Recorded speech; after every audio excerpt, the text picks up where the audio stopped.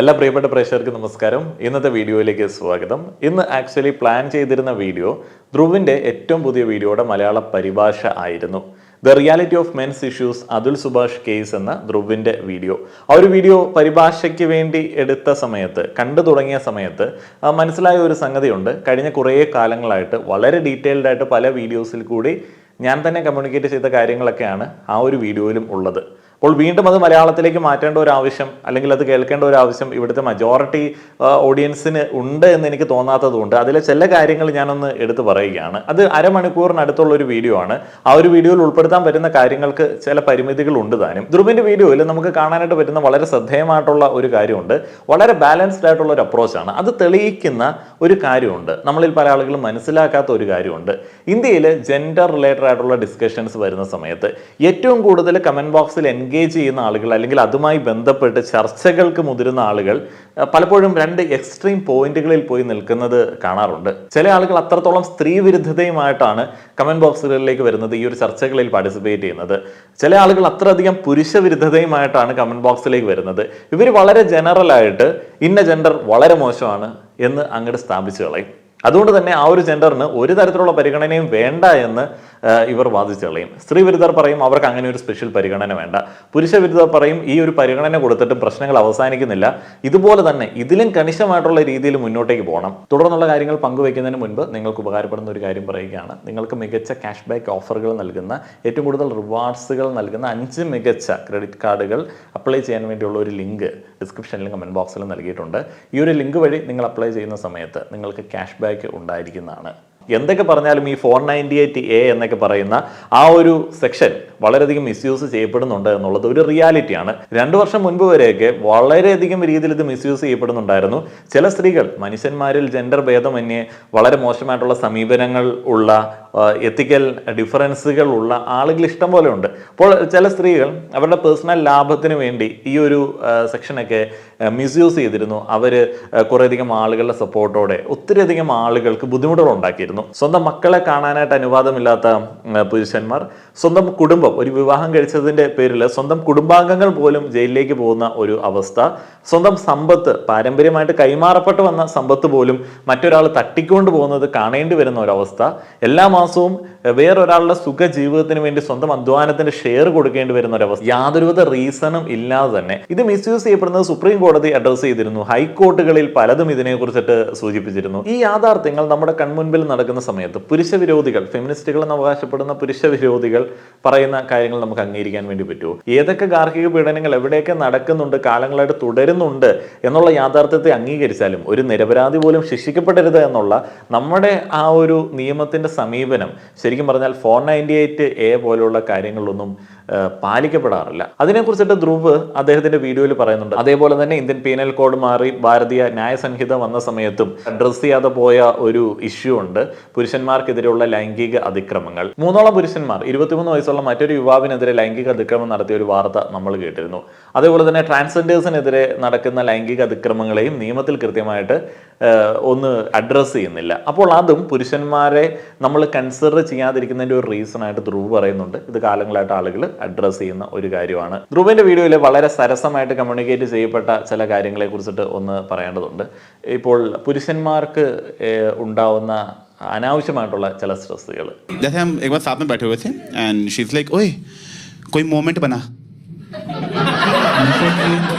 मैंने कहा कि अभी तो गाड़ी चला रहा हूँ, इस टाइम कहाँ से मोमेंट बनाऊँ? क्या यही तेरी प्रॉब्लम है कि तू गाड़ी चलाते टाइम कुछ बोल ही नहीं रहा? अब क्योंकि तू कुछ बोल नहीं रहा, ये ड्राइव मुझे बाद में याद ही नहीं रहेगी, तो मैंने खंबे में गाड़ी ठोक दी. അനിൽ കപൂറിന്റെ ടോട്ടൽ ധമാൽ എന്ന സിനിമയിലെ ഒരു ഭാഗം ധ്രുവ് അവിടെ കാണിക്കുന്നുണ്ട്. അപ്പോൾ ആ ഒരു വീഡിയോയിൽ ഞാൻ ഇവിടെ പ്ലേ ചെയ്യാം. अपनी मम्मी के सामने वाइफ से प्यार से बात करो तो जोरू का गुलाम, वाइफ के सामने मम्मी से प्यार से बात करो तो माँ के पल्लू से बंधा हुआ, अपने ही बच्चों को मारो तो निर्दयी और कुछ ना कहो तो लापरवाह, पूरा दिन घर के बाहर रहो तो आवारा, घर के अंदर बैठो तो नाकारा. ഇത് നമ്മളെപ്പോലെയൊക്കെയുള്ള ആളുകളുടെ ചുറ്റുപാടുകളിൽ കോമൺ ആയിട്ട് കാണുന്ന ഒരു സംഗതിയാണ്. നിങ്ങളിൽ പല ആളുകൾക്കും അത്തരത്തിലുള്ള എക്സ്പീരിയൻസുകൾ ഉണ്ടായിരിക്കും.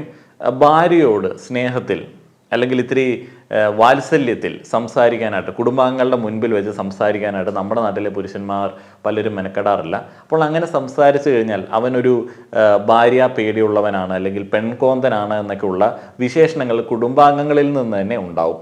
ഇനിയിപ്പോൾ ഈ ഭാര്യ വീട്ടുകാർ അതേപോലെ തന്നെ ഭാര്യ അവരുടെയൊക്കെ മുന്നിൽ വെച്ചിട്ട് അമ്മയോട് വിവാഹത്തിന് ശേഷം കൂടുതലായി അടുത്ത് ഇടപഴകി കഴിഞ്ഞാൽ അത് ഈ വീട്ടിലേക്ക് കടന്നു വന്ന ഭാര്യയ്ക്കും അതേപോലെ തന്നെ ഭാര്യയുടെ വീട്ടുകാർക്കൊക്കെ വലിയ ഒരു പ്രശ്നമായിട്ട് പറയാറുണ്ട്. അവൻ ഒരു അമ്മക്കുട്ടിയാണ്, അതുകൊണ്ട് തന്നെ ഈ ഭാര്യയ്ക്ക് അവിടെ പ്രത്യേകിച്ച് സ്ഥാനമൊന്നും കിട്ടാൻ സാധ്യതയില്ല എന്നുള്ളതൊക്കെ ആളുകൾ പറയാറുണ്ട്. പലപ്പോഴും അമ്മമാർ വിവാഹത്തിന് ശേഷവും ഈ ആൺകുട്ടികളെ കൈയടക്കി വെച്ച് ചില കാര്യങ്ങളൊക്കെ ചെയ്യുന്ന രീതി നമ്മുടെ നാട്ടിൽ കാണാറുണ്ട്. ഈ ഭാര്യയുടെ ആകുലത, അമ്മയുടെ അമിതമായിട്ടുള്ള ഒരു കരുതൽ എന്നൊക്കെ പറയുന്നത് എന്തൊക്കെയാണെങ്കിലും പുരുഷന് ഇതിൻ്റെ നടുവിൽ നിൽക്കുന്ന പുരുഷന് സ്ട്രെസ്സ് മാത്രമേ നൽകാറുള്ളൂ. അപ്പോൾ അതിൻ്റെ ഇടയിൽ ചിലപ്പോൾ ചില ചോദ്യങ്ങൾ കൂടി ഈ ഭാര്യയോ അമ്മയോ ഒക്കെ ഇട്ട് കൊടുക്കും. നിങ്ങൾക്ക് അമ്മയാണോ ഭാര്യയാണോ കൂടുതൽ സ്നേഹം? വലിയ കോൺഫ്ലിക്റ്റ് ആണ്. 100,000 ജോലി തിരക്കുകൾക്കിടയിൽ, കരിയറിൻ്റെ ടെൻഷൻസിനിടയിൽ, വീടിൻ്റെ ഫിനാൻഷ്യൽ ബർഡൻസിനിടയിൽ അവരുടെ മുൻപിലേക്ക് വരുന്ന ഒരു ചോദ്യമാണ് തൻ്റെ കൂടെ ഇറങ്ങി വന്ന അല്ലെങ്കിൽ തൻ്റെ കൂടെ ഇപ്പോൾ താമസിക്കുന്ന, തന്നെ വിശ്വസിക്കുന്ന പാർട്ട്ണറാണോ വലുത്, അല്ലെങ്കിൽ തന്നെ ഈ കാലം അത്രയും പോറ്റി അമ്മയാണോ വലുത് എന്ന് പെട്ടെന്നൊരു ഉത്തരം പറയണം. അവനൊരു കോൺഫ്ലിക്റ്റ് ഉണ്ടാവും. പലപ്പോഴും ബാലൻസ്ഡ് ആയിട്ടുള്ള ഒരു ഉത്തരം കൊടുത്ത് ബാലൻസ് കെ നായറായി കഴിഞ്ഞാൽ ഈ രണ്ട് സൈഡിലുള്ള ആളുകളും തൃപ്തിപ്പെടില്ല. അവർ കൃത്യമായിട്ടുള്ളൊരു ഉത്തരം വേണം. ഇത് അനാവശ്യമായിട്ട് സ്ട്രെസ് കൊടുക്കുന്ന ഒരു സംഗതിയാണ്. ഏറ്റവും ക്രൂരമായിട്ടുള്ള ഒരു നടപടിയാണ്. ഇത് സ്ത്രീകൾക്ക് മാറ്റാൻ പറ്റുന്ന ഒരു സംഗതി തന്നെയാണ്. അതേപോലെ പുരുഷന്മാരുടെ സമയം, പുരുഷന്മാരുടെ അധ്വാനത്തിൻ്റെ ഒരു ബലം, ഒരു വിഹിതം, പുരുഷന്മാരുടെ എൻ്റർടൈൻമെൻറ്റിൻ്റെ ഒരു വിഹിതം ആളുകൾക്ക് വീതിച്ചു കൊടുക്കണം, അല്ലെങ്കിൽ അത് കൃത്യമായി ഡിസ്ട്രിബ്യൂട്ട് ചെയ്യപ്പെടണം എന്നുള്ള ഒരു അലിഖിത നിയമമുണ്ട്. ഇപ്പോൾ ജോലി എന്ന സമയത്ത് വീട്ടിലേക്ക് കൃത്യമായി വരുമാനം വരികയും വേണം, എന്നാൽ ജോലി കുടുംബത്തിലേക്ക് വരാനും പാടില്ല, ഒരു സ്ട്രെസ്സ് കുടുംബത്തിലേക്ക് വരാനും പാടില്ല. അത് കൃത്യമായിട്ട് കണിശമായിട്ടുള്ള ഓർഡറിൽ കൂടെയൊക്കെ നടപ്പാക്കുന്ന ചില ആളുകളെ നമുക്ക് കാണാനായിട്ട് സാധിക്കും. അത്ര സ്ട്രെസ്ഫുൾ ആയിട്ടുള്ള ഒരു ജോലിയാണ്, ഉത്തരവാദിത്തങ്ങൾ കൂടുതലുണ്ട് എന്നുണ്ടെങ്കിൽ സ്വാഭാവികമായിട്ടും ആ ഒരു മനുഷ്യൻ്റെ ജോലി തിരക്കുകൾ വീട്ടിലേക്ക് വരും. എത്രത്തോളം ജോലിയെ കുടുംബത്തിൽ നിന്ന് അകറ്റി നിർത്താമെന്ന് വിചാരിച്ചാലും ഇന്ത്യയിൽ ഒരു ജോലി സാഹചര്യങ്ങൾ അത് വരിക തന്നെ ചെയ്യും. അപ്പോൾ തന്നെ കെയർ ചെയ്യുന്നില്ല ഭർത്താവ്, മക്കളെ നോക്കുന്നില്ല ഭർത്താവ് എന്നൊക്കെ പറഞ്ഞിട്ട് സാഹചര്യങ്ങൾ മനസ്സിലാക്കാതെ ആ ഒരു റിലേഷൻഷിപ്പിലെ പ്രശ്നമായിട്ട്, ഈ ഒരു പുരുഷന്റെ പ്രശ്നമായിട്ട് അതിനെ കൺസിഡർ ചെയ്ത് മുന്നോട്ടേക്ക് പോയി കഴിഞ്ഞാൽ അദ്ദേഹത്തിന് അടുത്തൊരു സ്ട്രെസ്സും കൂടെ വരും, റിലേഷൻഷിപ്പ് ഇഷ്യൂസ് എന്ന് പറയുന്നത്. പലപ്പോഴും പേരൻറ്റിങ്ങിൽ അച്ഛൻ്റെ റോൾ എന്താണ്? ഇപ്പോൾ കോക്കാച്ചി വരും ചോറുണ്ടില്ലെങ്കിൽ എന്നൊക്കെ പറയുന്നത് പോലെ പേടിപ്പിക്കാനായിട്ടാണ് പല അമ്മമാരും അച്ഛൻ ഉപയോഗിക്കുന്നത്. ഇപ്പോൾ അച്ഛൻ, പല കുട്ടികൾക്ക് ഒരു പേടി സ്വപ്നം വന്നത് അച്ഛൻ ഏറ്റവും കൂടുതൽ അമ്മയെക്കാളിലും തല്ലിയിട്ടുള്ളത് കൊണ്ടൊന്നുമല്ല. പലപ്പോഴും ബാക്കിയുള്ള ആളുകളുടെ അച്ഛനോടുള്ള ഒരു സമീപനത്തിൽ നിന്നാണ് കുട്ടിക്ക് അച്ഛനോട് പലപ്പോഴും ഒരു ബഹുമാനം, അതിവിനയം കലർന്ന ഒരു പേടിയൊക്കെ വരുന്നത്. ആ ഒരു പേടി പലപ്പോഴും ഈ മിസ്കമ്മ്യൂണിക്കേഷൻ ഉണ്ടാക്കാനായിട്ടുള്ള സാധ്യത ഉണ്ട്. ഇനിയിപ്പോൾ അച്ഛൻ പേരൻറ്റിങ്ങിൽ കൂടുതലായിട്ട് കടന്ന് കുട്ടികളെ ശിക്ഷിക്കുന്ന നടപടികളിലേക്കൊക്കെ പോയി കഴിഞ്ഞാൽ വളരെ ടോക്സിക് ആയിട്ടുള്ള ഒരു അച്ഛനായിട്ട് ഇയാൾ കരുതപ്പെടും. എന്നാൽ അമ്മയ്ക്ക് എത്ര വേണമെങ്കിലും അടിക്കാം. അമ്മ ഇഷ്ടം പോലെ അടിക്കാറുണ്ട്. നമ്മളിൽ പല ആളുകൾക്കും അടികളുടെ എണ്ണം എടുത്ത് നോക്കിക്കഴിഞ്ഞാൽ അമ്മ അടിച്ച എണ്ണമായിരിക്കും കൂടുതലുള്ളത്. പേരൻറ്റിങ്ങിൽ പുരുഷന്മാർ സ്ട്രെസ് അനുഭവിക്കുന്നുണ്ട് എന്നുള്ളതാണ്. ഇനിയിപ്പോൾ പേരൻറ്റിങ്ങിൽ ഇടപെട്ടില്ല, അമ്മ മാത്രമാണ് കുട്ടികളെ നോക്കുന്നത്, അച്ഛനായിട്ട് മാത്രം നിൽക്കുകയാണെന്നുണ്ടെങ്കിൽ ആളുകൾ പറയും ഇയാളൊരു മറ്റേ ഡോൺ കെയർ ആറ്റിറ്റ്യൂഡാണ്, കുട്ടികളുടെ കാര്യത്തിൽ ഒരു ശ്രദ്ധയില്ല, ഈ കുട്ടികളുടെ കാര്യമെല്ലാം ഞാൻ തന്നെ നോക്കണം. ഈ പറഞ്ഞ കാര്യങ്ങളിലൊക്കെ സ്വന്തം സമീപനം കൊണ്ട് പ്രശ്നങ്ങൾ ഉണ്ടാക്കുന്ന ആളുകളുണ്ട് കേട്ടോ. പക്ഷെ കോമൺ ആയിട്ട് സാധാരണ ഇന്ത്യയിലെ പുരുഷന്മാരെ ബാധിക്കുന്ന കാര്യങ്ങളായിട്ട് തന്നെയാണ് ഇതിനെ പറയുന്നത്. അതേപോലെ പുരുഷന്മാർ സ്ട്രെസ് അനുഭവിക്കുന്ന മറ്റൊരു ഏരിയ ഉണ്ട്. ധ്രുവിൻ്റെ വീഡിയോയിലില്ല, കുറച്ചും കൂടെ ഡീറ്റെയിൽ ആയിട്ട് ഒന്ന് ആഡ് ചെയ്യുകയാണ്. വിവാഹത്തിന് ശേഷം സൊസൈറ്റി പുരുഷന്മാരെ നോക്കിക്കാണുന്ന ഒരു രീതി. കുടുംബമൊക്കെ ആകുമ്പോഴത്തേന് പഴയതുപോലെ ഫ്രണ്ട്സിൻ്റെ കൂടെ ചില്ലാനായിട്ടൊന്നും ചില ആളുകൾക്ക് പറ്റിയെന്ന് വരില്ല. അല്ലെങ്കിൽ സമൂഹത്തിലെ ഇടപെടലുകൾ, ഇപ്പോൾ നാട്ടിലെ ഒരു ആവശ്യങ്ങൾക്ക് ഓടാനായിട്ട് പറ്റിയെന്ന് വരില്ല, ക്ലബിലെ ഒരു ആവശ്യങ്ങൾക്ക് വേണ്ടി തൻ്റെ സമ്പാദ്യത്തിൽ നിന്ന് ചെലവാക്കാനായിട്ട് പറ്റിയെന്ന് വരില്ല, പിരിവ് കൂടുതലായിട്ട് കൊടുക്കാൻ പറ്റിയെന്ന് വരില്ല. പലപ്പോഴും ഇതുപോലുള്ള ഫിനാൻഷ്യൽ ഡിസിഷൻസിൽ ഒരു പാർട്ട്ണർ വരുന്ന സമയത്ത്, പാർട്ട്ണറാണല്ലോ, അവരിടപെടുന്നത് സൊസൈറ്റി വേറൊരു രീതിയിലായിരിക്കും നോക്കിക്കാണുന്നത്. അപ്പോൾ ഭാര്യയെ പേടിയുള്ളവൻ, പെൺകോന്തൻ എന്നൊക്കെയുള്ള ചില വിശേഷണങ്ങൾ ഇത്തരത്തിലുള്ള ആളുകൾക്ക് കൊടുക്കും. അതേപോലെ തന്നെ ഇതിൻ്റെ വേറൊരു സൈഡുണ്ട്. സ്ത്രീകൾ ജോലിക്ക് പോകുന്നതിനെ അധികം കാലമൊന്നും ആയില്ല ആളുകൾ അക്സെപ്റ്റ് ചെയ്ത് തുടങ്ങിയത്. സ്ത്രീകൾക്ക് ഇപ്പോഴും ജോലിക്ക് പോകാനായിട്ട് ചില കണ്ടീഷൻസ് ഒക്കെ ഉണ്ട്. അവർ എടുക്കേണ്ട ജോലികൾ, അവർ ജോലിക്ക് പോയിട്ട് ജോലി ചെയ്യേണ്ട ടൈമിങ്ങിലൊക്കെ സമൂഹത്തിന് കൃത്യമായിട്ടുള്ള ചില മാനദണ്ഡങ്ങളൊക്കെ നിർബന്ധമായിട്ട് ഉണ്ട്. പലപ്പോഴും നമ്മൾ ഓൺലൈൻ റെസ്പോൺസുകളിലൊക്കെ കണ്ടിട്ടില്ലേ, സ്ത്രീകൾക്ക് ചില ഡിമാൻഡുകളുണ്ട്. പുരുഷന്മാർ തന്നെക്കാളും കൂടുതലായിട്ട് സമ്പാദിക്കണം, അതേപോലെ തന്നെ പുരുഷന്മാർക്ക് ഒരു പ്രഷറുണ്ട്. പുരുഷന്മാർ സ്ത്രീകളെക്കാളും കൂടുതൽ സമ്പാദിക്കണം. അതേപോലെ തന്നെ സ്ത്രീകളുടെ സമ്പാദ്യം കുടുംബത്തിന് നടത്തിപ്പിന് വേണ്ടി എടുക്കരുത്. ഇപ്പോഴാണ് അതൊക്കെ ഒന്ന് മാറി വരുന്നതും തുല്യമായിട്ട് കുടുംബത്തിലേക്ക് സപ്പോർട്ട് ചെയ്യാനായിട്ട് സ്ത്രീക്കും പുരുഷനും സാഹചര്യം ഉണ്ടാവുന്നതും ഒക്കെ. ഈ ഒരു മാറ്റങ്ങളൊക്കെ ഉണ്ട് എന്നുണ്ടെങ്കിലും ചില ഏരിയകളിലേക്ക്, ചില ഇടങ്ങളിലേക്ക്, ചില മൈൻഡുകളിലേക്ക് ഇതൊന്നും എത്തിയിട്ടില്ല. ഇപ്പോൾ സ്ത്രീകൾ ജോലിക്ക് പോകുന്നതുകൊണ്ട് കുഴപ്പമൊന്നുമില്ല. മിനിമം ഒരു 50,000 മുകളിലൊക്കെ കൊണ്ടുവരണം. ചെറിയ ചെറിയ ജോലികൾക്ക് വീട്ടിൽ വെറുതെ ഇരിക്കുകയാണ്, അല്ലെങ്കിൽ വലിയ പണികളൊന്നുമില്ല, അതുകൊണ്ട് ഒരു ജോലിക്ക് പോയിക്കോട്ടെ എന്നൊക്കെ ചോദിച്ചു കഴിഞ്ഞാൽ ആളുകൾ വിടില്ല. അങ്ങനെ നീ വേറെ ഒരുത്തൻ്റെ അവിടെ പോയി പണിയെടുക്കേണ്ട ആവശ്യമില്ല, അങ്ങനെ നീ വേറൊരു സ്ഥാപനത്തിൽ പോയി പണിയെടുക്കേണ്ട ആവശ്യമില്ല, ഈ ശമ്പളത്തിന് അവിടെ പണിയെടുക്കേണ്ട ആവശ്യമില്ല, ഞാൻ നിനക്ക് ചിലവിന് തന്നോളാം. ജോലി എന്ന് പറയുന്നത് പണസമ്പാദനത്തിന് വേണ്ടി മാത്രമുള്ളതല്ല, അത് ഒരു സോഷ്യൽ ഇടപെടൽ കൂടിയാണ് എന്നുള്ളത് പലപ്പോഴും സ്ത്രീകളുടെ കാര്യത്തിൽ ആളുകൾ അംഗീകരിക്കാറില്ല. തൻ്റെ ഭാര്യയെ, തൻ്റെ വീട്ടിലുള്ള സ്ത്രീയെ ജോലിക്ക് വിടാത്തതുകൊണ്ട് പുരുഷന്മാർക്ക് എന്തെങ്കിലും ഗുണമുണ്ടോ? ഇപ്പോൾ കുട്ടികളെ ടേക്ക് കെയർ ചെയ്യുന്ന കാര്യത്തിൽ അവർ കൂടുതലായിട്ട് ഇടപെടും എന്നുള്ളത് ഒരു കാര്യമായിട്ട് പറയാമെന്നുണ്ടെങ്കിലും, സ്കൂളിൽ പോകുന്ന കുട്ടികളാണെന്നുണ്ടെങ്കിൽ പകല് അമ്മ വെറുതെ വീട്ടിരിക്കേണ്ട ആവശ്യമൊന്നുമില്ല. അമ്മ ജോലിക്ക് പോകുകയാണെന്നുണ്ടെങ്കിൽ ഫാമിലിയുടെ ചില ആവശ്യങ്ങളിലേക്കെങ്കിലും ആ ഒരു വരുമാനം ഉപകാരപ്പെടും. പക്ഷെ അതെല്ലാം അവോയ്ഡ് ചെയ്തിട്ട് ഒരാൾ തന്നെ ഈ കുടുംബത്തിൻ്റെ ഭാരം മൊത്തം ചുമക്കുകയാണ്. ആ ഒരു ഭാരം മൊത്തം ചുമക്കുന്ന സമയത്ത് അയാൾക്ക് സ്ട്രെസ് ഉണ്ടാവും. നമുക്കറിയാം, ഇന്ത്യയിൽ പുരുഷന്മാരാണ് സ്ത്രീകളെക്കാളും കൂടുതൽ ആത്മഹത്യ ചെയ്യുന്നത്. അപ്പോൾ പുരുഷന്മാരുടെ ആത്മഹത്യയുടെ മെയിൻ റീസൺ എന്ന് പറയുന്നത് സാമ്പത്തിക ബുദ്ധിമുട്ടുകളാണ്, അതിൻ്റെ സ്ട്രെസ്സും കാര്യങ്ങളൊക്കെയാണ്. ആ ഒരു സാമ്പത്തിക ബുദ്ധിമുട്ടുണ്ടാകുന്നത് എന്തുകൊണ്ടാണ്? വീട്ടിൽ ഒരു മാൻ പവറും കൂടെ ഉണ്ട്, അത് ഉപയോഗിക്കപ്പെടുന്നില്ല. അവരും നമ്മുടെ ഗവൺമെൻറ് കൊടുക്കുന്ന വിദ്യാഭ്യാസം സ്വീകരിച്ചിട്ടുണ്ട്, അവരും പഠിച്ചിട്ടുണ്ട്, അവരും ഇതേ രീതിയിലുള്ള കോഴ്സിന് ശേഷമാണ് വെറുതെ വീട്ടിലിരിക്കുന്നത്. അത് ഉപയോഗിക്കപ്പെടുന്നില്ല. അത് വെറുതെ അടുക്കളയിൽ മാത്രം ഉപയോഗിക്കപ്പെടുന്ന ഒരു രീതിയിലേക്ക് വരുമ്പോൾ അത് രാജ്യത്തിനും കുടുംബത്തിനും ഗുണമുണ്ടാവില്ല. ഇവിടെ നമ്മൾ മുന്നേ പല വീഡിയോസിലും, അതേപോലെ തന്നെ ധ്രുവ് ഈ ഒരു വീഡിയോയിലും പറഞ്ഞ ഒരു കാര്യം ശ്രദ്ധേയമാവുന്നുണ്ട്. അതെങ്ങനെയാണെന്ന് വെച്ച് കഴിഞ്ഞാൽ, ഈ പെട്രിയാർക്കി, പുരുഷാധിപത്യം എന്ന് പറയുന്നത് പുരുഷന് വലിയ പവറൊന്നും കാര്യമായിട്ട് നൽകുന്നില്ല. പല പുരുഷന്മാർക്കും ഇത് വലിയൊരു പീഡനമാണ്, അമിതമായിട്ടുള്ള സ്ട്രെസ്സാണ്. വലിയ പവറുള്ള, പ്രിവിലേജുള്ള, സമ്പത്തുള്ള പുരുഷന്മാർക്ക് പുരുഷാധിപത്യ സമൂഹത്തിൽ അടിപൊളിയായിട്ട് ജീവിക്കാം.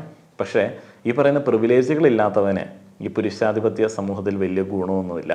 അവൻ വീണ്ടും വീണ്ടും ദാരിദ്ര്യത്തിലേക്ക് കൂപ്പുകുത്തും, അവൻ്റെ കുടുംബം വീണ്ടും ദാരിദ്ര്യത്തിലേക്ക് പോകും. അങ്ങനെ ദാരിദ്ര്യത്തിലേക്ക് പോകുന്ന സമയത്ത് അവൻ്റെ മക്കളും ഇതേ രീതിയിലുള്ള ഒരു ജീവിത രീതി, അല്ലെങ്കിൽ ഇതേ രീതിയിലുള്ള ഒരു ചുറ്റുപാട് പിന്തുടരേണ്ടി വരും.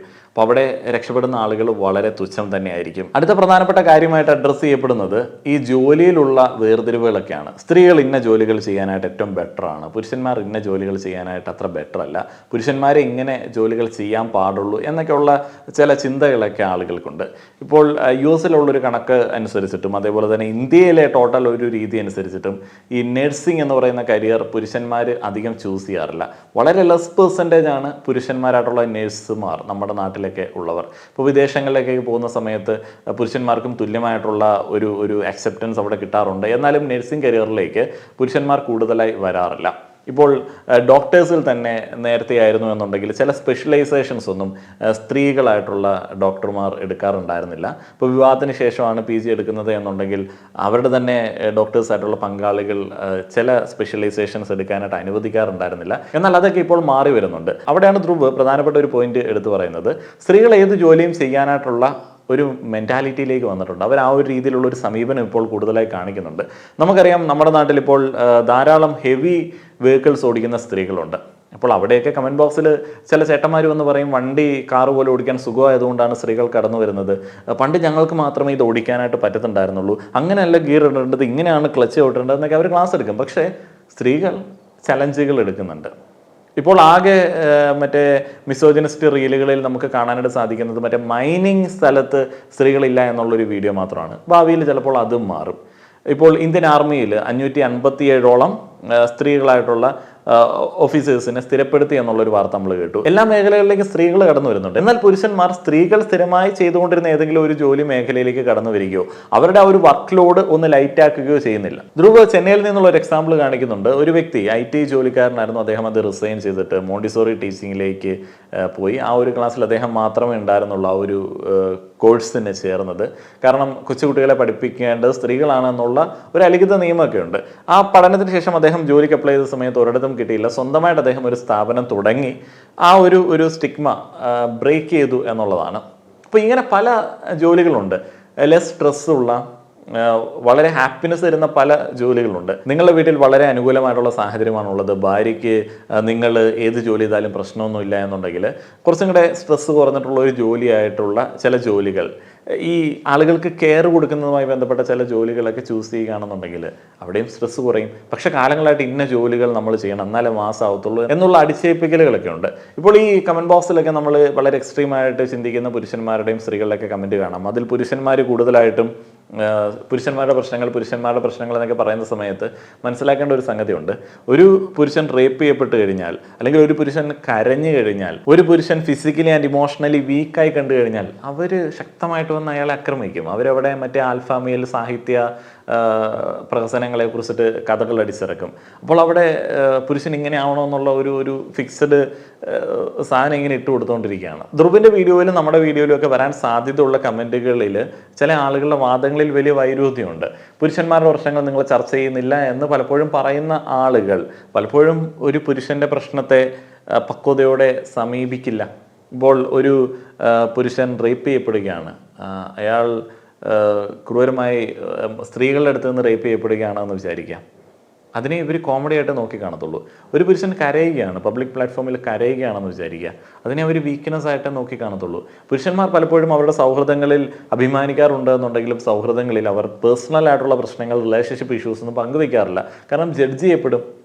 ഇപ്പോൾ ഒരു കുടുംബത്തിൽ ഒരു ഭാര്യയും ഭർത്താവുണ്ട്. ഭാര്യ മറ്റൊരു ബന്ധത്തിലേക്ക് പോയി കഴിഞ്ഞാൽ പുരുഷനെ ഷെയിം ചെയ്യുന്ന ആൾക്കാരുണ്ട്. അത് കഴിവുകേടായിട്ട് അവർ പറയും. അതേപോലെ മറ്റൊരുത്തൻ്റെ ഭാര്യ ഏതെങ്കിലും ഒരുത്തൻ സ്വന്തമാക്കി കഴിഞ്ഞാൽ, അല്ലെങ്കിൽ വേറെ ഏതെങ്കിലും ഒരു ബന്ധം അവരുമായിട്ട് സ്ഥാപിച്ചു കഴിഞ്ഞാൽ അത് അച്ചീവ്മെൻ്റ് ആയിട്ട് ഈ പുരുഷന്മാർ കരുതും. ഇങ്ങനെ പല അബദ്ധധാരണകളും പുരുഷന്മാരുടെ ഉള്ളിലേക്ക് മാനിപ്പുലേറ്റ് ചെയ്തിട്ട് കൊടുക്കുന്നതിലും ഈ എക്സ്ട്രീമായിട്ട് പുരുഷാവകാശങ്ങൾ പറയുന്ന പല ആളുകളും നിൽക്കാറുണ്ട്. ഇപ്പോൾ തന്നെ നമുക്കറിയാമല്ലോ, നമ്മുടെ നാട്ടിൽ ബസ്സിൽ ലൈംഗിക അതിക്രമം കാണിച്ച പുരുഷനെ മാലയിട്ട് സ്വീകരിച്ച ആളുകൾ. എന്തുകൊണ്ടാണ് അവരതിനെ മാലയിട്ട് സ്വീകരിച്ചത്?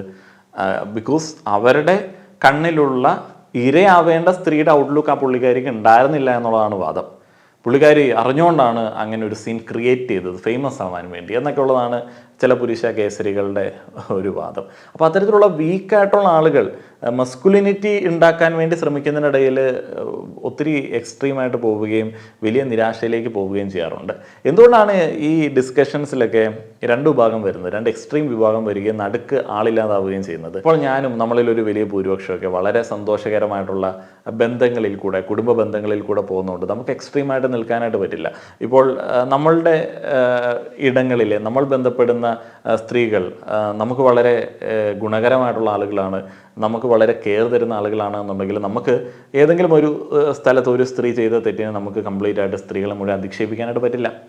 ഇപ്പം നിങ്ങളുടെ വീട്ടിൽ അച്ഛനുണ്ട്, അതേപോലെ തന്നെ ഭർത്താവുണ്ട്, ആങ്ങളുണ്ട്, അങ്ങനെയുള്ള ആളുകളൊക്കെ നല്ലവരാണെന്നുണ്ടെങ്കിൽ ഏതെങ്കിലും ഒരു ഗോവിന്ദചാമി ഉണ്ടാവുന്നതുകൊണ്ട് പുരുഷന്മാർ മുഴുവൻ മോശമാണെന്ന് നിങ്ങൾക്ക് പറയാനായിട്ട് സാധിക്കത്തില്ല. വളരെ വീക്കായിട്ടുള്ള ആളുകൾ ഏതെങ്കിലും ഒരാളുടെ അടുത്തുനിന്ന് ഉണ്ടായ എക്സ്പീരിയൻസ് കൊണ്ടുണ്ടാവുന്ന വേദനകളെ ഇങ്ങനെയുള്ള കമൻറ്റ് ബോക്സിൽ വന്നിട്ട് ജനറലൈസ് ചെയ്യാൻ വേണ്ടി ഉപയോഗിക്കും. അത്ര വീക്ക് മൈൻഡ് സെറ്റുള്ള ആളുകൾ മസ്കുലിനിറ്റി എന്ന് പറയുന്ന കാര്യത്തെക്കുറിച്ചിട്ട് പറഞ്ഞിട്ടോ, അല്ലെങ്കിൽ ഫെമിനിറ്റി എന്ന് പറയുന്ന കാര്യത്തെക്കുറിച്ച് പറഞ്ഞിട്ടോ കാര്യമില്ല. അവർക്ക് വേണ്ടത് ഒരു മനഃശാസ്ത്രജ്ഞൻ്റെ സഹായമാണ്. അപ്പോൾ അങ്ങനെയുള്ള ഡിസ്കഷൻസ് ഇതിൻ്റെ ഇടയിലേക്ക് മിക്സായി പോകുന്നതുകൊണ്ടാണ് പലപ്പോഴും ഈ ജെൻഡർ ഇക്വാലിറ്റിയുമായി ബന്ധപ്പെട്ട ഡിസ്കഷൻസ് ഒക്കെ ഒരിടത്തും എത്താതെ പോകുന്നത്. നമ്മുടെ നാട്ടിലെ തന്നെ ഈ മാലയിടാൻ വേണ്ടി പോയ, സ്വഭാവത്തിന് മാലയിടാൻ വേണ്ടി പോയ ആളുകളുടെയൊക്കെ കൂട്ടത്തിലുള്ള ആളുകളിൽ പല ആളുകളും എന്തുകൊണ്ടാണ് അങ്ങനെ ആയത്? അവരുടെ ഒരു ബ്രേക്കപ്പ് സിറ്റുവേഷൻ, അവരുടെ ഒരു ഡിവോഴ്സ് സിറ്റുവേഷൻ കൊണ്ട് അവർ ആ ഒരു രീതിയിലേക്ക് എക്സ്ട്രീമായിട്ട് ചിന്തിക്കുകയാണ്. അതെല്ലാ മേഖലയിലും ഉണ്ട് എക്സ്ട്രീമായിട്ടുള്ള ആളുകൾ. ഈ ഫെമിനിസ്റ്റുകളെന്ന് അവകാശപ്പെട്ടിട്ട് വളരെ അധികം പുരുഷവിരോധമായിട്ട് നടക്കുന്ന ആളുകളുടെ ജീവിതത്തിലും അങ്ങനെയുള്ള ആളുകളുണ്ടാവും. അപ്പോൾ ഈ കമൻറ്റ് ബോക്സ് കൊണ്ട് നമുക്ക് ഈ പറയുന്ന പ്രശ്നങ്ങളെ വിലയിരുത്താനായിട്ട് സാധിക്കത്തില്ല. പുരുഷന്മാർ ചില കാര്യങ്ങളിൽ വളരെ വീക്കാണ്, എസ്പെഷ്യലി റിലേഷൻഷിപ്പ് കാര്യങ്ങളിൽ. അവർ ഒത്തിരിയധികം വാലിഡേഷൻ ആഗ്രഹിക്കുന്ന ആളുകളാണ്. അപ്പോൾ അവരുടെ ബന്ധങ്ങളിൽ അവർ സെലക്ട് ആവാതെ വരികയോ, അല്ലെങ്കിൽ അവരുടെ ഇടങ്ങളിൽ അവർ ആഗ്രഹിച്ച ഇണയാവാക്കാൻ വേണ്ടി ആഗ്രഹിച്ച ആളുകളാൽ സെലക്ട് ആവാതൊക്കെ വരുന്ന സമയത്ത് അവർ വല്ലാതെ ഒഫൻഡഡ് ആവാറുണ്ട്. അവരൊരു വിരുദ്ധ ചിന്താഗതിയിലേക്ക് പോകാറുണ്ട്. അതേപോലെ തന്നെ റിജക്ഷൻ, ബ്രേക്കപ്പ്, ഇൻഫെർട്ടിലിറ്റി എന്നൊക്കെ പറയുന്നത് പുരുഷന്മാർക്ക് താങ്ങാനായിട്ട് വലിയ ബുദ്ധിമുട്ടാണ്. അവർ കത്തിയും വിഷമൊക്കെ ആയിട്ട് ഇറങ്ങും, അവർ മരിക്കാൻ വരെ റെഡിയാണ്. അത് ആ ഒരു കണ്ടീഷനിങ് കൊണ്ടാണ്. ഇപ്പോൾ ഒരു ആൺകുട്ടിയെ പല പെൺകുട്ടികൾ ചേർന്ന് ക്രൂരമായി പീഡിപ്പിച്ച് കൊലപ്പെടുത്തി എന്നുള്ളത് നമ്മുടെ നാട്ടിലൊരു കോമഡി ആയിട്ട് വരുന്നത് പോലും അവർ കണ്ടീഷനിങ്ങിൻ്റെ ഭാഗമായിട്ട്. അപ്പോൾ എങ്ങനെയാണ് പുരുഷന്മാർ അവരുടെ പ്രശ്നങ്ങൾ തുറന്നു പറയുന്നത്? എങ്ങനെയാണ് പുരുഷന്മാർ ഈ പറയുന്ന റേപ്പ് വിക്ടിം എന്നുള്ള രീതിയിലേക്ക് പുറത്തേക്ക് വന്നിട്ട് അതിനൊരു നിയമനിർമ്മാണം നടത്തുന്ന തരത്തിലേക്കുള്ള ഒരു ഇനീഷ്യേറ്റീവ് സ്റ്റാർട്ട് ചെയ്ത് വെക്കുക? എപ്പോഴാണ് സ്ത്രീകളെ പോലെ ഗാർഹിക പീഡനം താൻ ഏൽക്കുന്നുണ്ട് എന്നുള്ള വെളിപ്പെടുത്തലുകളുമായി കൂടുതൽ പുരുഷന്മാർ വരുന്നത്? അവിടെ മുന്നോട്ടേക്ക് വരുന്ന ആളുകളെ തടയുന്നത് അതെല്ലാം അവർക്ക് ഒരു ഷെയിമായിട്ട് തോന്നുന്നതുകൊണ്ടാണ്. ആരും അവരെ സപ്പോർട്ട് ചെയ്യില്ല. നിൻ്റെ ഭാര്യയെ നിലക്ക് നിർത്താൻ നിനക്ക് കഴിവില്ലേടാ എന്ന് കൂടുതലുള്ള പുരുഷന്മാർ തന്നെ ചോദിക്കും. അപ്പോൾ ഇത്തരത്തിലുള്ള കാര്യങ്ങളിൽ ശരിക്കും നമ്മളുടെ നിയമ സംവിധാനം തന്നെ മുന്നിട്ടിറങ്ങി ചില കാര്യങ്ങൾ ചെയ്യണം. ഈ പുരുഷന്മാർക്ക് എതിരെയുള്ള ഗാർഹിക പീഡനങ്ങളും ഒന്ന് കൺസിഡർ ചെയ്യേണ്ടത് വളരെ അത്യാവശ്യം തന്നെയാണ്. അതേപോലെ തന്നെ പുരുഷന്മാർക്കെതിരെ ഉണ്ടാകുന്ന ലൈംഗിക അതിക്രമങ്ങൾ എന്ന് പറയുന്നത് കൺസിഡർ ചെയ്യേണ്ടത് വളരെ അത്യാവശ്യമാണ്. അതേപോലെ തന്നെ ട്രാൻസ്ജെൻഡേഴ്സിനെതിരെയുള്ള ലൈംഗിക അതിക്രമങ്ങൾ, അപ്പോൾ ഇതെല്ലാം കൺസിഡർ ചെയ്യുന്നത് നിയമ സംവിധാനത്തിൽ തന്നെ ഉണ്ടായെങ്കിൽ മാത്രമേ നമുക്ക് ശരിക്കും പറഞ്ഞാൽ ഉദ്ദേശിക്കുന്ന തരത്തിലേക്കുള്ള ആ ഒരു ജെൻഡർ ഇക്വാലിറ്റി എന്ന് പറയുന്ന കാര്യത്തിലേക്ക് എത്താനായിട്ട് വരത്തുള്ളൂ. ധ്രുവിൻ്റെ ആ ഒരു വീഡിയോയിൽ ഇതുപോലുള്ള കാര്യങ്ങളാണ് അദ്ദേഹം പങ്കുവയ്ക്കുന്നത്. ഇപ്പോൾ ബാലൻസ്ഡ് ആയിട്ടുള്ള അപ്രോച്ച് ഇല്ല എന്നുണ്ടെങ്കിൽ പുരുഷന്മാർ ഈ സ്ത്രീകളുടെ അവകാശങ്ങളെല്ലാം എടുത്തു മാറ്റണം എന്ന് പറയുകയും അതേസമയം തന്നെ സ്ത്രീ വീക്കാണെന്ന് പറയുകയും ചെയ്തു കഴിഞ്ഞാൽ വീക്കായിട്ടുള്ള ഒരാളെ നോക്കേണ്ട ഒരു ഉത്തരവാദിത്വം സ്വാഭാവികമായിട്ടും ഇവരുടെ തലയിലേക്ക് അടിച്ചേൽപ്പിക്കപ്പെടും. അപ്പോൾ ഇത് വളരെ പക്വതയോടെ കൈകാര്യം ചെയ്യേണ്ട ഒരു ടോപ്പിക്കാണ്. നിങ്ങളുടെ അഭിപ്രായങ്ങൾ പറയുക. നന്ദി.